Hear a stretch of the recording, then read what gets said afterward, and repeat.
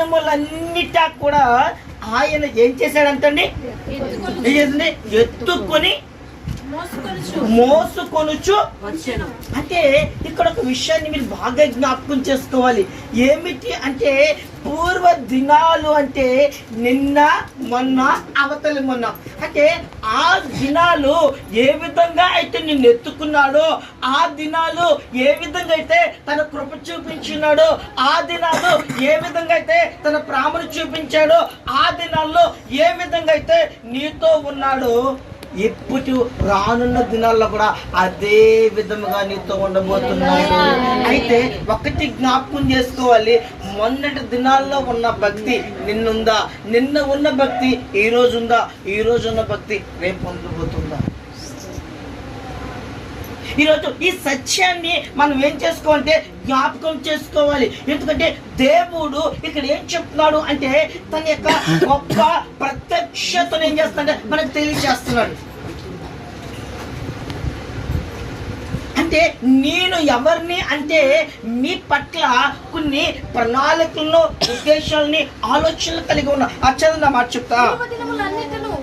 ఆయన వారిని ఎత్తుకొనుచు మోసుకొనుచు వచ్చును. చూడండి, ఎత్తుకొనుచు మోసుకొనుచు వచ్చును. అంటే ఇక్కడ ఒక విషయాన్ని జ్ఞాపకం చేసుకోవాలి. ఏమిటంటే నిన్ను ఎంత మాత్రము కూడా ఆయన భారముగా తీసుకోడు, కానీ ఆయన నిన్ను బాధ్యతగా తీసుకుంటాడు. అంటే ఈరోజు నీ కుటుంబంలో కానీ ఎవరికైనా నీవు భారంగా కనిపించవచ్చు.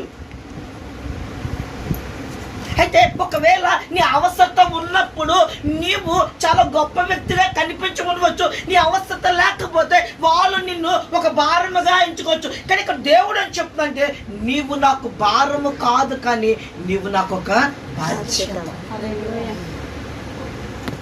అంటే ఈరోజు నీవు ఆరాధించే దేవుడు ఎవరు అంటే నీ పట్ల ఏం కలిగి ఉన్నాడు అంటే ఆయన బాధ్యత కలిగి ఉన్న దేవుడు. ఎవరండి ఆయన? ఒక బాధ్యత ఉంది ఆయనకి.